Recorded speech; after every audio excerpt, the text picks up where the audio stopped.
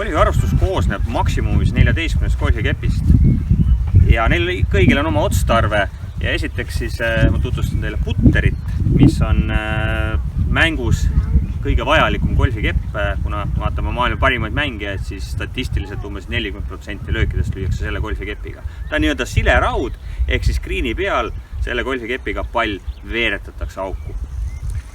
Järgmiseks on meil rauakepid, sõnast siis iron ja neid golfikeppe on siis juba vastavalt mängija tasemele ja eelistusele erinev arv, aga rauakepid algavad 9 ja võivad siis mängijate puhul minna välja kuni isegi 3-ni, ehk siis selles varustus konkreetselt on mul rauad 9-st 5-ni, ma võtsin siit välja 9, 7 ja 5, et te näeksite siis vahet, ehk esiteks neil golfikeppidel on kõigil erinev pikkus ja teiseks on nendel golfikeppidel kõigil erinev see tõste või kaldenurk, mis selle palli peaks siis õhku lööma. Ja kui ma siin käes on praegu 9, siis 9 on numbrilistest kõige lühem golfikepp ja suurema nurgaga ja ta peaks lööma kõige vähem.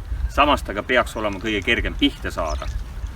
Ja nüüd mida pikemaks siis läheb see kepp ja väiksemaks nurk ja väiksemaks ka see raud, siis ta peaks lööma kaugemale. Aga alati see loomulikult nii ei ole, aga kui ma võtan head mängijad, siis nad teavad väga täpselt palju nad iga golfikepiga löövad ja selle järgne siis valivad ka selle nii-öelda numbri omal. Edasi on varustuses olemas ka nii-öelda lähimängukepid ja neid on siis tegelikult vastavalt mängija tasemele ja eelistusele erinev arv siin. Lähilöök, lähimäng tähendab olukorda, kus me oleme lähedal kriinile ja ei saa enam teha täislööki. Et siin on olemas punkrist löömise kepp ja ühesõnaga lähimängukeppidel on siis erinevad nurgad, üldiselt sama pikkusega, aga mängijad saavad siis nagu lüüa kõrgemaid ja madalamaid lööke nende keppidega kriini ümbruses. Edasi on hübriid. Hübriid on üsna uus leiutus golfis ja see hübriid mõeldi välja selle jaoks, et asendada pikemaid rauakeppe, et mängijatel kunagi olid seal raud 1, 2, 3, 4, siis nüüd enamasti on varustus 5-ga lõppev, mõnikord ka 4-ga ja siis mängijad on asendanud need pikemad rauakepid hübriididega, mis siis peaks olema nii-öelda rauakepi täpsuse ja puukepi pikkusega golfikepp nii-öelda löögi pikkuselt siis. Ehk nad on siis natukene laiema peaga kui see raud, samas väiksema peaga kui see puukepp.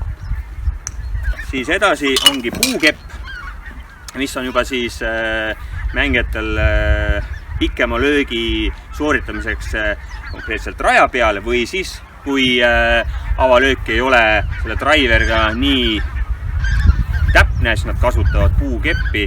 See siin konkreetselt on puu 3 ja no, võib lennata päris kaugele. Ja viimaseks siis alati on see kõige rohkem emotsiooni tekitav golfikepp, nimetuselt siis driver, ehk siis see nii-öelda põhiavalöögikepp, millega golfimängijad siis alati üritavad seda palli lüüa maksimum kaugusele. Tihti mängijatel nagu selline vihkamise armastuse suhe, ehk siis need, kes löövad sellega palli kaugele, on väga õnnelikud nagu naerul, kes sellega löövad viltu ja kaugele neil tõenäoliselt nii õnnelik nagu peas ei ole. Ja driver on siis kõige suurema peaga, kõige pikem golfikepp, kraad tavaliselt 9 ja 12 vahele, ehk siis see tõstenurk ja sellega tõesti seda palli on võimalik lüüa päris kaugele. Ehk siis selline näeb välja golfivarustus, kus võib maksimumis olla 14 golfikeppi.